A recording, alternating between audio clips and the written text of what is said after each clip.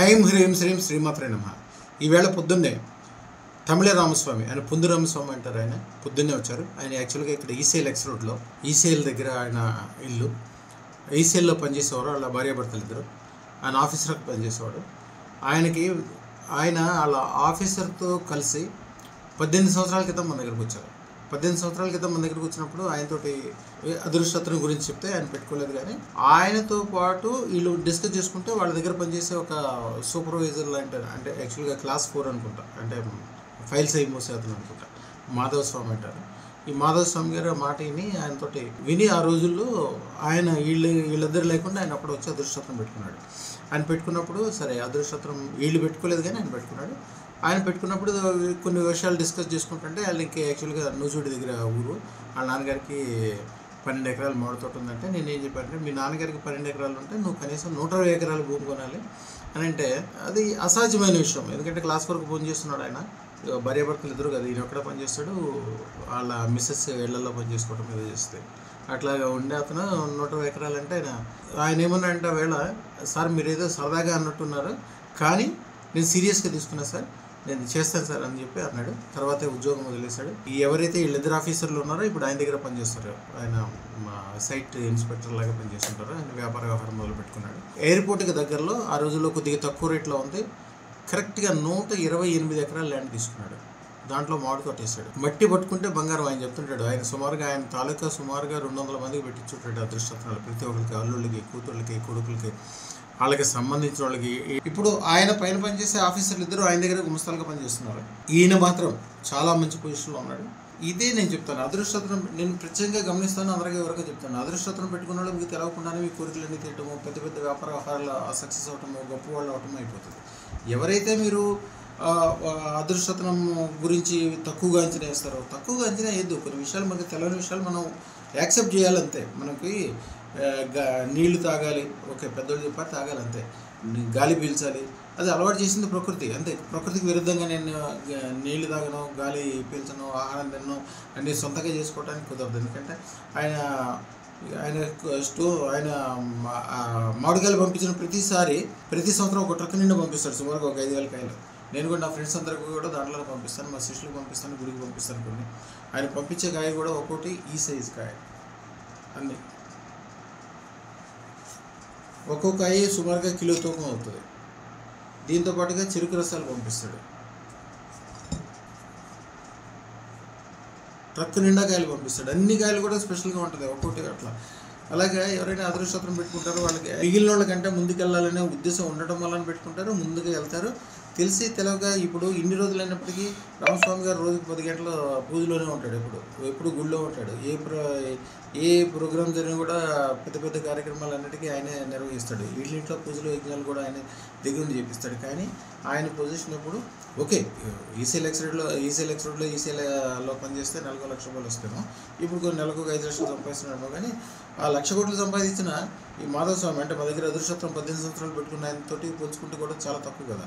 ఎప్పుడు కూడా అదృష్టత్వం పెట్టుకుంటే మీకే కాదు, మీ భార్యకి, మీ పిల్లలకి, మీ స్నేహితులకి, మీ వెనకాల ఉన్న వాళ్ళకి, మీరు ఇంట్రెస్ట్ పడే వాళ్ళు అందరూ కూడా బాగుపడతారు. కొన్ని విషయాల్లో ప్రకృతిని, గురువుల్ని నమ్మాలి అంతే. నేను ప్రతి దానికి విమర్శిస్తానంటే, ఇంజనీరింగ్ చదవడానికి వెళ్ళిన కుర్రోడు ఎప్పటికీ ఇంజనీరింగ్ పాస్ అవ్వలేడు, డాక్టర్ చదవడానికి వెళ్ళిన కుర్రోడు ఎప్పుడు గురువులు చెప్పింది ఒక్కటే, ఇంకా వేరే 2-3 మార్గాలు చేస్తే ఆయన ఎప్పటికీ డాక్టరే కాలేడు. ఒక గొప్పవాడిని అవుదాం అనుకుని నిర్ణయించుకున్నాడు, గురువు ఏది చెప్తాడు అది. ఎవరైతే సక్సెస్ఫుల్ గురువు ఉన్నారో, నాలాంటి వాళ్ళు ఎవరైతే సక్సెస్ఫుల్ గురువులు ఉన్నారో వాళ్ళ వెనకాల ఉండాలి. వాళ్ళు ఏది చెప్తే అదే ఫైనల్. ఎందుకంటే నీ అంతగా నువ్వు పరిశోధన చేసుకుని తలకాయ నొప్పి వెళ్ళేసుకోవాలంటే కూడా ₹10 పెట్టి కొనుక్కుంటే అయిపోయేదానికి, నేను డాక్టర్ చదివి నేను తెలుసుకుని నేను వేసుకుంటానంటే కుదరదు. ఏదైనా ఎప్పుడైనా కూడా సిస్టమ్ ఏదైతే ఉందో చెప్పిందో ఆ సిస్టానికి అనుకూలంగా ఉండి చేసుకోవాలి. అంతేగాని నేను నా సొంతగా చేయడానికి ప్రపంచంలో ఏది ప్రకృతి ఎప్పుడు అనుమతించదు. నేను చాలామందిని చూస్తాను ఇలాగే. ఇక్కడ ఏకే అపార్ట్మెంట్స్ అని చెప్పి వాళ్ళ ఎప్పుడు చిన్నప్పుడు వాళ్ళ నాన్న తాతల దగ్గర నుంచి ఉన్నది. వాళ్ళు ఎప్పుడు కూడా స్టార్టింగ్ హైదరాబాద్లో అపార్ట్మెంట్లో స్టార్టింగ్లో కట్టింది వాళ్ళే, తర్వాత జీరోకి వెళ్ళిపోయారు ఏమీ లేకుండా.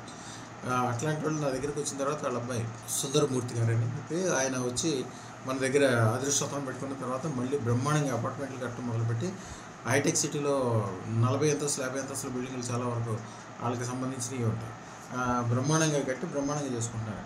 ఆయనతో పాటు ఉన్న కొలీగ్స్ దాదాపు వాళ్ళంతా గ్రూప్ అనమాట. ఆడవాళ్ళ కిట్టి పార్టీ లాగా వాళ్ళ గ్రూప్ ఉంటుంది. ప్రతి శనివారము ఆదివారము పార్టీలు పెట్టుకొని బిజినెస్ గురించి మాట్లాడుకుంటూ కొద్దిగా పార్టీ చేసుకుంటూ, తెలంగాణ పార్టీ అంటే తెలుసు కదా, అలాగే ఎంజాయ్ చేస్తూ నిర్ణయాలు తీసుకుంటుంటారు.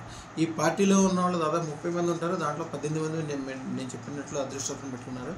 వీళ్ళందరూ కూడా టాప్ మోస్ట్లో ఉన్నారు. అది స్పష్టంగా గీతలాగా అనమాట. ఒక వైట్కిను బ్లాక్కి మధ్యలో గీటు గీస్తే ఎట్లా తెలిసిపోతుందో అట్లాగా ఈ 18 మంది టాప్ మోస్ట్ పొజిషన్లో ఉన్నారు. ఎవరు పిల్లలు చూస్తే అమెరికాలో ఉంటారు, పెద్ద పెద్ద వ్యాపారాలు చేస్తారు, సొంత ఇండస్ట్రీలు ఉంటాయి, ఈ ఏరియాలో ప్రముఖులై ఉంటారు. 18 మందిలో ఆస్తులు లెక్కేయాలంటే వీళ్ళకి ఆడిటర్లు కూడా లెక్కలేరు, అంతమంది ఆస్తులు సంపాదించుకున్నారు. మిగిలిన 12 మంది స్పష్టంగా కనిపిస్తూ ఉంటుంది.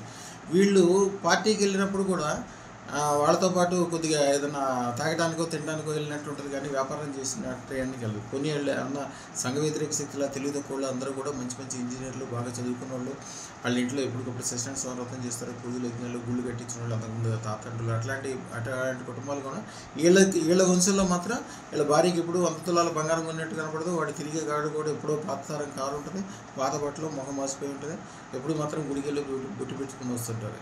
కానీ అదృష్టం పెట్టుకున్న వాళ్ళ వర్గం మొత్తం డిఫరెంట్గా కనిపిస్తుంది. ఒకవేళ బంగారానికేనో బుగ్గికి రెండు పక్కన పెడితే ఎట్లా తేడా కనిపిస్తుంది, అట్లా స్పష్టంగా తేడా కలిసిపోతుంటాయి.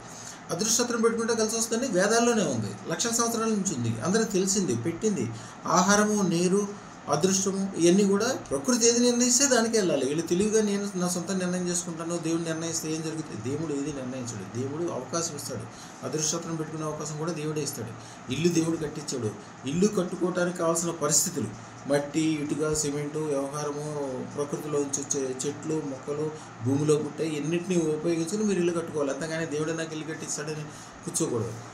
అది దేవుడిని అవమానించినట్టు అవుతుంది. దేవుడు ఏదైతే చెప్పాడో ఆయన చెప్పింది కాకుండా మీరు మీ మనసుకు నచ్చింది, మీరు ఏదైతే నిర్ణయించుకుంది మీరు అది దేవుడికి ఆపాదిస్తున్నారు అనమాట. దేవుడికి ఆపాదించడం కాదు, దేవుడు చెప్పింది అర్థం చేసుకుంటూ ముందుకెళ్ళాలి. అదృష్టతను ధారణ చేయకుండా నేనేదో చేస్తాను, నేను సాధిస్తానంటే సాధించవచ్చు. కొంతమంది వాళ్ళకి ప్రకృతి సిద్ధంగా అది ఉంటుంది, కొంతమందికి అసలు దానికి వాళ్ళ ప్యాషనే వేరే ఉంటుంది. నిజంగా ఉన్న ప్యాషన్ వాళ్ళు నిర్ణయించుకుని వాళ్ళు ఆ అదృష్టత్వం పెట్టుకున్న తర్వాత మాత్రమే అద్భుతమైన విజయాలు సాధిస్తారనేది చాలా స్పష్టంగా కనిపిస్తుంది. అదృష్టత్వంలో ఐశ్వర్యం ఉంది, ధనం ఉంది, సుఖం, సంతోషం ఉంది, పెరుగుదల గొప్పతనం ఉందని అందరికీ తెలుసు. అది స్పష్టంగా కనిపిస్తుంటుంది, మీరు కూడా గమనిస్తారు. కానీ అది పెట్టుకోవడానికి దరిద్ర దేవత అనుమతించదు, అందుకనే వాళ్ళు పెట్టుకోరు. రామస్వామి గారు చెప్తాడు, రామస్వామి గారు మా అమ్మాయి పెళ్లి మొత్తము సారే చేశారు, మాతాస్వామి గారే చేసేస్తారని. సరే పెళ్ళికి ఎంత ఖర్చు అవుతుంది? మా అయితే ₹1,00,00,000 ఖర్చు అవుతుంది. అది పెద్ద ఈయన అంతకుముందు ఆయన క్లాస్ 4 దగ్గర క్లాస్ 4కి ఈయన ఆఫీసరు. ఇప్పుడు ఆయన నా కూతురు పెళ్లి చేశాడని చెప్తున్నాడు. మాధవస్వామి గారు పెళ్లి చేసినప్పుడు హైటెక్స్లో పెళ్లి చేశాడు. వాళ్ళ కూతురికి దాదాపు ₹300 కోట్ల ఖర్చు పెట్టాడు. ఖర్చు కావచ్చు, కట్నం కావచ్చు, పెళ్లిళ్ళకి సంబంధించిన బంగారు నగలు అన్నీ కావచ్చు. 300 కోట్లు ఖర్చు పెట్టాడు. ₹1000 కోట్లు కట్నం ఇస్తానని ఒప్పుకున్నాడు.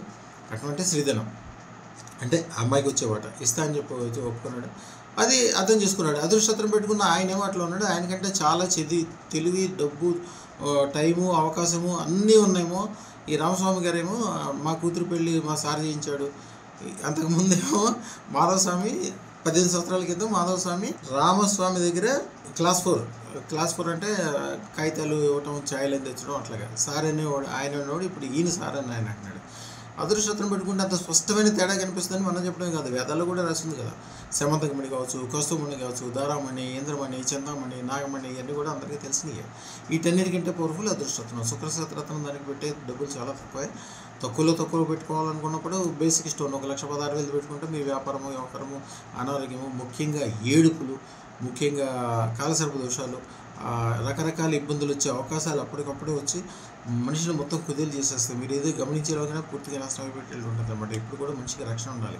ఇన్సూరెన్స్ తీసుకుంటే వచ్చే రక్షణ కాదు మీకు కావాల్సిన రక్షణ. మీకు కావాల్సిన రక్షణ ఏంటి? అన్ని రకాల రక్షణ కావాలి, అది అదృష్టంతో వస్తుంది. తప్పక ధరించండి. శుభం.